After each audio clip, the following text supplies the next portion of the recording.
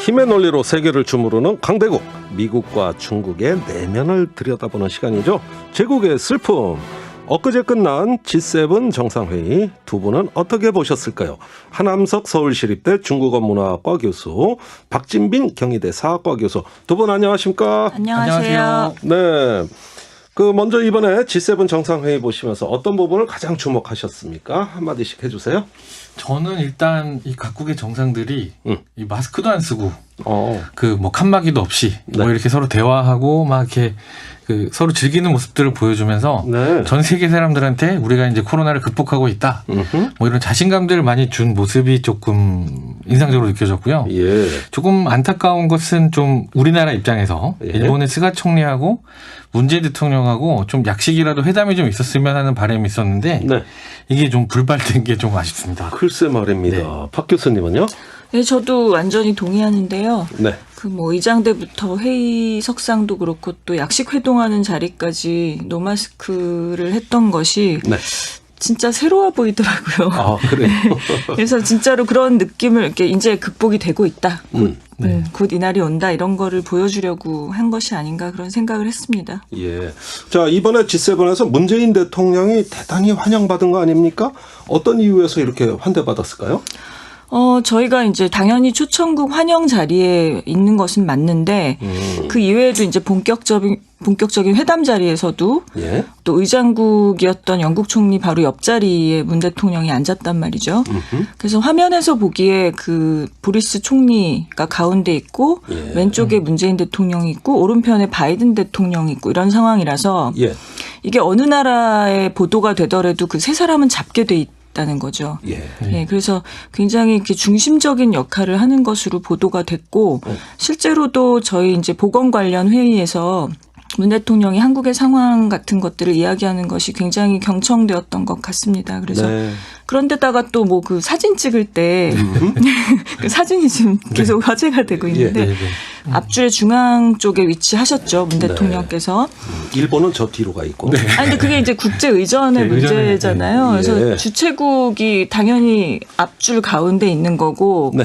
이제 일단 첫 번째 줄에 대통령이 서는 거고 총리는 두 번째 줄, EU가 세 번째 줄인 것이고 예. 네, 근데 대통령도 임기 순으로 임기가 가장 오래된 사람이 센터로 쓰게 돼 있거든요. 그래서 그렇군요. 마크롱하고 문 대통령이 거의 비슷하죠. 그렇죠. 취임한 시기가. 어허. 그리고 바이든은 그거보다 최근이었으니까 옆쪽이고 옆쪽으로 밀리는 네, 남아공 대통령도 사이드였던 네. 것이고 스가는 얼마 안 얼마 안 됐잖아요. 됐죠. 그래서 네. 거기에다 총리고. 예, 그래서 예. 둘째 줄에 끝에 섰는데 그게 이런데 그러니까 일파만파. 나름대로 이제 외교는 또 의전에서 시작해서 의전으로 끝나는데 예. 또 한편으로 이 아이돌 그룹들 센터에 누가 쓰느냐가 굉장히 중요하지 않습니까? 네. 아니 근데 근데 이제, 센터에 선 사람이 예. 보리스 존슨이잖아요.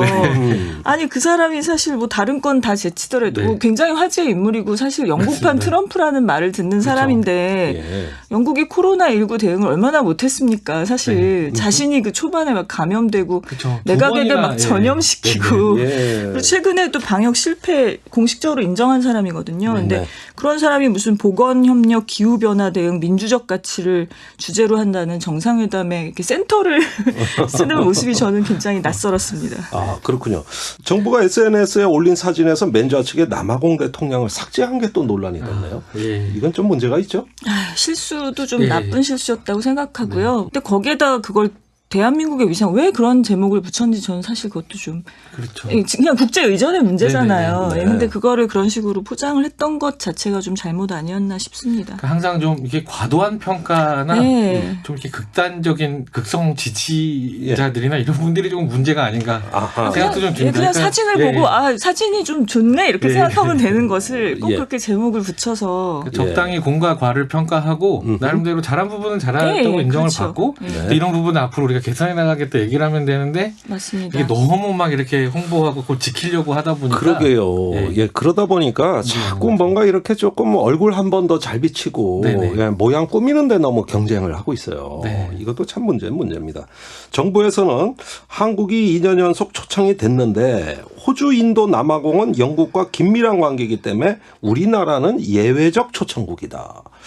자, 그래서 사실상 G8이다 이렇게 얘기하거든요. 네. 요것도 조금 많이 나간 거 아닐까요? 그렇죠. 제 생각에는 좀 약간 이게 일각에서는 좀 그런 평가가 너무 많은데요. 네. 좀 이렇게 국격을 인정받은 것은 굉장히 저희가 자랑스러워할 일은 맞습니다. 음. 맞는데 사실상 이번 또 G7의 주요 의제가 중국 견제이지 않았습니까? 네. 뭐 그런 것에 또 잘못하면은 이게 비서구 국가로 좀 들러리를 서는 느낌. 예. 뭐 줄 수가 있거든요. 그래서 그런 것도 좀 전략적으로 많이 고려를 했어야 된다라는 생각이 들고요. 예. 제 개인적인 바람은 한국이라는 나라의 상징성이라고 하면 식민지를 겪은 이 폐허에서 예. 이렇게 민주화와 산업화를 동시에 잘 이뤄낸 예. 이런 국가라는 상징성이 있기 때문에 예. 주로 이제 개도국들이 들어오는 G20이나 아니면 유엔이나 이런 데서 오히려 좀 평등하고 평화적인 이런 국제관계를 좀 역설하는 좀 그런 예. 당당한 지도자가 좀 보고 싶기는 합니다. 아, 그러니까 우리는 흑수저에서 금수저 된 네네네. 나라고 저 G7은 원래 금수저 국가예요. 그렇죠. 원래 제국지 국가들이지 않습니까? 예, 그 G8 이게 네. 약간의 우리가 조금 뭔가 서구 사회에 대한 지나친 추정일 수도 있겠네요. 좀 속되게 얘기하면 좀 일진들의 우리도 끼인 건가 뭐 이런 느낌을 줄 수도 있다라는 제3세계 국가들한테는. 네. 그러니까 애초에 예. 그 G7이라는 거 기준이 네네. 그냥 선진국 이렇게 돼 있잖아요. 예. 딱히 무슨 그 국민 총생산 지표로도 하는 것도 아니고 네. 왜냐하면 중국이 안 들어가 있으니까. 음흠. 그렇다고 해서 또 뭐 1인당 GNP 그것도 또 좀 달라지는 얘기고 해서 탑 7이라고 말하기는 좀 어려운데 뭘 예. 기준으로 선진국을 하느냐 이런 문제도 있을 것 같고요. 예. 하 교수님 말씀 듣고 보니 뭐 좀 유의해야 될 점도 있어 보이네요. 예, 또 하나의 오리엔탈리즘일 수도 있겠습니다. 자, 우리 하 교수님 이제 들러리 얘기하셨는데 네. 우리 정부는 초창국이라서 공동성명과는 무관하다. 우리 공동성명에 사인 안 했거든요. 네. 그냥 초창국이란 얘기거든요. 네. 예, 이런 말 어떻게 들으셨습니까? 그러니까 이런 게 그런 문제가 있습니다. 그러니까 저희가 이제 센터에 들어가고 이러면 자리값이 있는 거거든요. 또 이게 또 이제 중국 견제를 위한 또 여러 가지 얘기들이 나왔고 막 민감한 얘기들이 많이 나왔지 않습니까? 예. 이제 그런 부분이 있기 때문에 이제 한국에서는 우리는 성명서에 관여 아니기 때문에 중국의 어떤 견제랑은 좀 상관이 없다는 식의 워딩들이 또 위에서 나왔더라고요. 네.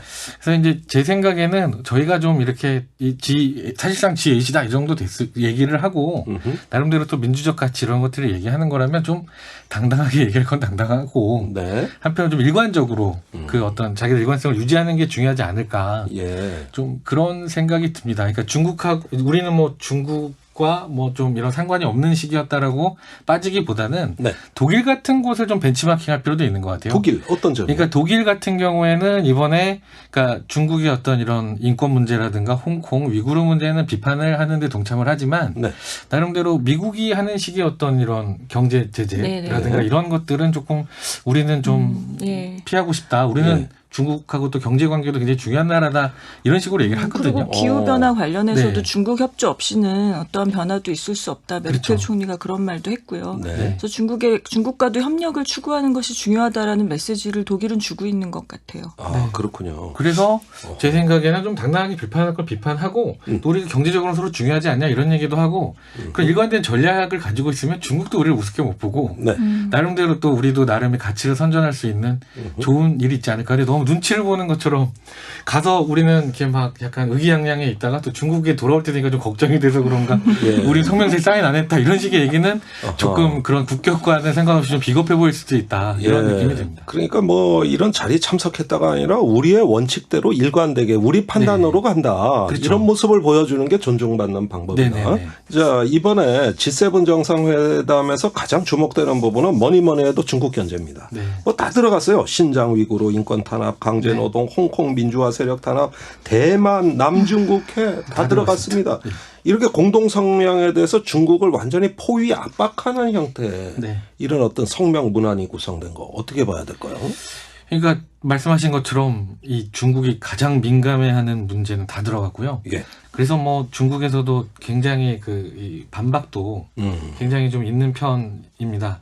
근데 이제 이번 상황은 좀 트럼프 시기랑 좀 비교해 볼 필요가 있겠다는 생각이 들거든요. 네. 그러니까 이런 강도 높은 중국 비판하고 견제가 그러니까 바이든 대통령, 그러니까 미국이 주도한 거라는 게 좀 특징이고요. 네. 근데 트럼프 시절에는 오히려 유럽 국가들과 각을 세우고 당시 그 G7 유명한 사진 있지 않습니까? 않습니까? 이렇게 그렇죠. 트럼프 앉아 있으면 메르켈 뭐 이렇게, 싸우러 네. 온 것 같더라고요. 네. 예. 근데 이번에는 굉장히 이렇게 뭔가 이렇게 중심으로 미국을 중심으로 굉장히 이렇게 단단한 모습을 보여주면서 예. 이게 미국은 혼자 튀고 뭐 이러는 게 아니라 뭐냐면 가치 동맹 중심으로 해서 우리는 이런 가치가 우선된다라고 하면서 중국을 단단하게 이렇게 포위하고 들어가니까요. 네. 일각에서는 드디어 우리가 알던 미국이 돌아왔구나. 네, 이런 얘기들도 좀 많이 나오는 것 같습니다. 네. 그 마크롱 대통령이 America is back 뭐 이렇게 얘기하는데 네. 그거는 사실은 이제 대화되는 상대가 돌아왔다. 그동안 너무 고생이 심했잖아요. 네, 메르켈도 그렇고 마크롱도 그렇고. 네. 그러니까 이제 트럼프 아닌 정상적인 대화가 되는 미국 사람이 왔다는 거를 너무 기뻐하던데 중국 입장에서 보면 또 다른 의미로 미국의 컴백이겠네요. 네, 긴장을 해야 되는 네. 상황인 거죠. 하긴 뭐 나토 조약을 범대서양 동맹 그렇게 네. 이야기하는데 그게 가치 동맹이라고 스스로 규정을 내려왔거든요. 네. 그런 점에서 4년의 일탈이 지나가 정상화됐다. 뭐 네. 이런 분위기 같아요. 자, 코로나19 기원조사가 문제입니다. WHO가 지난 2월에 우한 바이러스 연구조사할 때 중국이 비협조적으로 나왔다고 이번에 다시 조사하겠다는 거 아닙니까? 2차 조사. 그렇죠. 이 문제가 또 역시 지금 세계적으로 가장 큰 이슈가 되는 것 같습니다. 네. 그러니까 원래 올 3월에 이제 WHO 발표에서는 이제 코로나가 우한 실험실에 유출됐다는 가설은 사실 가능성이 극도로 낮다라는 발표가 나왔는데 그렇죠. 이에 반하는 여러 주장들이 지금 나오고 있는 거죠. 뭐 그래서 일각에서 얘기하듯이 진짜 뭐 중국에서 무슨 생물무기를 만들었다, 고의로 유출시켰다 이런 건 저는 마타도어나 가짜뉴스라고 생각을 하는데요. 예. 하지만 이제 우한 바이러스 연구소에서 이제 실수로 유출됐을 가능성이라고 하는 건 무시 못할 가능성도 있지 않은가 뭐 이런 얘기들이 지금 오, 언론들에서 그래요? 많이 나오는 것 같습니다. 예, 언론에서 지금 이제 작년에 트럼프가 이제 이런 문제들을 처음 얘기한 적은 있었는데 그때는 이제 트럼프의 막말이나 혐오 이렇게 맞물려 가지고 네. 이런 얘기들이 쏙 들어갔었죠. 하지만 현재 이제 미국에서 다시 나오는 얘기를 보면 이제 파우치 앤서니 파우치 미국 국립 알레르기 전염병 연구소 소장. 네, 유명하신 분이에요. 저희로 치면 뭐 정경 청장 그렇죠. 같은 네, 그런 분이죠. 막강한 네. 신뢰를 그냥 가지고 네. 있는 예, 분이죠. 그분이 이메일 내용이 아주 이렇게 약간 오. 폭로가 됐는데 예. 그러니까 미국이 박쥐의 그 코로나 바이러스 연구를 하는데 이게 굉장히 리스키하니까요. 네. 이걸 이제 우한에 하청을 준 거죠. 아, 우한에서 미국의 어떤 자금 지원을 받아서 예. 이제 이런 연구들이 이루어졌다 뭐 이런 얘기들이 나오고 예. 그러니까 이제 미국 여론도 이제 이게 실제로 그렇게 된 거 아니냐 오히려 파우치라든가 WHO가 굉장히 이런 문제에 있어서 오히려 너무 중국 편을 들고 있는 게 아니냐 뭐 이런 식의 얘기들이 나오고 예. 또 중국에서는 또 지금 억울한 거죠. 저는 이 얘기를 작년 봄에 들었어요. 맞아요. 그 그때 세브란스의 처음, 김요한 예. 박사가 네. 그런 얘기를 하더라고요. 그 어디였죠? 워싱턴 포스트인가 어디선가 처음 기사가 나온 게 작년 봄이었던 것 같아요. 예, 결국 미국에서는 각종 규제 때문에 네네. 세균 연구가 맞아요. 제한되기 예. 때문에 네네. 중국이 규제가 없기 때문에 마음대로 해도 된다. 그래서 이 뒷돈을 미국이 대줬다는 거죠. 이게 기능 획득 연구라고 불린다고 하는데요. 네. 특정 병원체 전염성을 인위적으로 더 강하게 만들어서 그러니까 원래 자연적으로 만들어지는 것이 아니라 인위적으로 강하게 만든다는 거예요. 네. 이걸 하는 이유는 혹시 그런 독한 감염병이 있을 것을 대비해서 미리 대책을 만들기 위해서 네. 병원균을 그렇게 강하게 만들어서 실험을 한다는 건데 네. 이게 원래 미국에서 금지돼 있다가 트럼프 때 규제가 풀렸습니다. 그런데 하여간 무슨 이유인지 이제 우한 연구소에 네. 큰 돈을 주고 맡긴 건데 예. 그 하청을 준 사람이 파우치 소장이라는 거거든요. 예. 그러니까 파우치 소장은 이런 기능 획득 연구를 지지하는 사람이고요. 예. 근데 많은 또 연구자와 의료진 중에 이런 것들은 하면 안 된다. 왜냐하면 실험실에서 실수로 유출되면 이건 정말 걷잡을 수 없는 큰 이제 문제가 생길 수 있다라는 건데 예. 우한 실험실에서 만약에 유출된 게 맞다면 그 우려하시는 과학자들의 우려가 현실이 된 것인 거죠. 예, 예를 들어 전 세계에서 세균 연구를 하는 게 미국의 일반적인 현상인데 이번에 파우치 소장이 돈을 대서 우한 연구소에서 바이러스 연구한 거 아니냐. 네. 이 부분입니다. 자, 이번에 공동성명에서는 중국의 1대1로에 맞서가지고 더 나은 재건, 빌드백 베터 월드. 이름하여 B3W 출범시키기로 했다는 거예요. 이게 어떤 겁니까? 상대적으로 좀 덜 부유한 국가들의 인프라 건설을 지원하는 뭐 자금을 댄다 이런 계획인데요. 그래서 뭐 제2의 마샬 정책이다 뭐 이렇게 얘기를 하고 있더라고요. 네. 근데 그 내용을 그 공동성명서에 나온 걸 보니까 투명한 파트너십을 뭐 강조하고 강제 노동은 금지되고 이런 얘기를 한 걸 보니까 이제 우린 중국과 다르다라는 얘기를 또 굳이나 그런 식으로 하는 것 같고요. 예. 재밌는 거는 이 제목인 빌드백 베러가 바로 그 바이든 행정부가 국내 정책할 때도 썼던 말이거든요. 네. 그러니까 국내 인프라 투자나 신재생 에너지 전환 정책 구호가 바로 네. 그 더 나은 재건이라는 말인데 그걸 그대로 차용을 했더라고요. 그래서 네. 그러니까 여러 가지 면에서 이번 그 G7은 미국의 의도와 의지가 많이 반영이 된 네. 것이었다고 볼 수 있을 것 같아요. 자, 여기서 이제 덜 부유한 국가에 인프라를 제공한다. 네. 이게 이제 시진핑의 1대1로에 대한 대응 논리 같단 말이죠. 그렇죠. 예, 그러면 중국의 1대1로 정책에 뭐 투명하지도 않고 강제 노동하고 빚으로 그냥 저기 상대방 국가를 갖다가 완전히 네. 장악해버리고 돈 빌려준 다음에 항만 뺏어버리고 이런 거 아닙니까? 그러니까 뭐 약간 그건 너무 과장됐다는 생각은 개인적으로 들긴 하고 나름대로 원래 1대1로는 그런 인프라들을 잘 이렇게 구축해준다 이런 거였는데 예. 실제로 중국이 이렇게 말로는 평등하고 호혜롭고 이런 얘기를 하다가 응? 예 이게 너무 가버린 겁니다. 그러니까 중국도 사실은 그래서 부담스러워하는 게 있어요. 그러니까 예. 어떤 거냐면 원벨 원래 이제 1대1로가 영어로는 이제 원벨트 앤 원로드라고 했는데 심지어 이 원이라는 게 너무 우리가 좀 앞서 나간다 이런 느낌을 주는구나. 그래서 언젠가부터 공식 명칭에서 원을 빼겠습니다. 벨트 앤 로드 이니셔티브로 바꿨고요. 그럼 그래요? 대로네요, 그냥. 네, 근데 뭐 한자로는 1대1로 그대로 쓰는데요. 예. 네, 그런 것도 있고 지금 중국에 대한 세계적인 감정이 너무 안 좋거든요. 예. 이게 뭐 우리나라도 최근에 여러 언론에서 반중 정서에 대한 특집들이 나오고 설문조사 데이터들을 보면 책도 많이 나와요. 예, 예. 굉장히 우려할 정도고 심지어 이제 그 미국 저기 해외에 그 퓨 리서치 센터 이런 연구를 보면 예. 2002년이라든가 시진핑 집권 전에는 굉장히 전 세계적으로 중국에 대한 긍정적인 이미지들이 많았거든요. 네.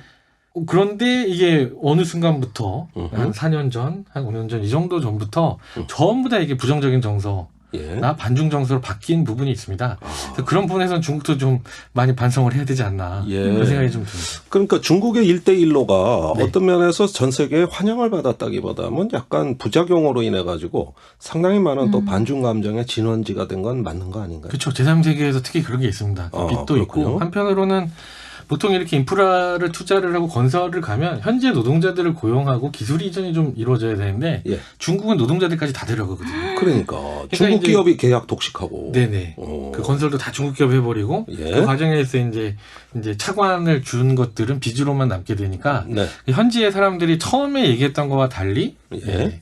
그런 맥락에서 완전히 뭐 강탈하러 온 거 아니냐 네. 이런 의구심이죠. 비판들이 많아졌습니다. 예, 미얀마의 반중 정서가 강화된 이유도 그것 때문이라고요. 네. 자, 이제 G7을 보고 나니까 전 세계가 중국을 포위하고 있구나. 중국은 고립돼 가고 있구나. 이런 인식을 가질 만도 해요. 어떻게 될까요? 그렇죠. 중국 입장에서는 지금 이 회의가 너무 기분이 나쁜 회의일 수도 있습니다. 그래서 네. 좀 이렇게 제가 좀 이상적으로 봤던 건 온라인의 그 밈이라고 하지 않습니까? 밈. 중국 인터넷에서 올라오는 거. 네. 저는 좀 그런 거 가끔 잘 찾아보거든요.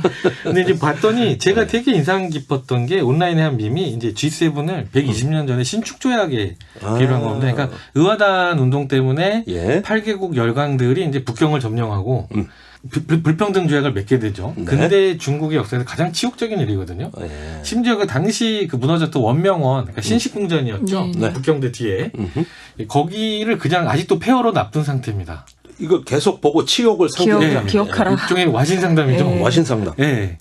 그런데 이제 이번에 G7을 보면은 중국은 올해가 마침 신축년이거든요. 120주년입니다. 예. 이게 공교롭게도 이렇게 돼버렸는데 이제 이런 것들을 상기시키면서 약간 우리는 억울하다 이런 이미지가 있는 거죠. 네. 근데 네. 또 한편으로 또 생각해보면 중국은 1901년의 중국이 아니고 이미 강력해진 중국이고 예. 나름대로 또 이 국제적인 책임을 져야 하는 그런 입장에서 보게 되면 또 중국 사람들의 억울함도 한편으로는 이해가 가면서 또 한편으로는 이제는 억울해할 건 아닌 것 같은데 예. 그런 생각들이 저도 좀 복잡하게 듭니다. 근데 그 억울해하는 그런 역사 교육이 엄청나게 강화돼 있잖아요. 그렇죠. 치욕을 상기하라 이런 네네. 얘기 아닙니까? 네. 오.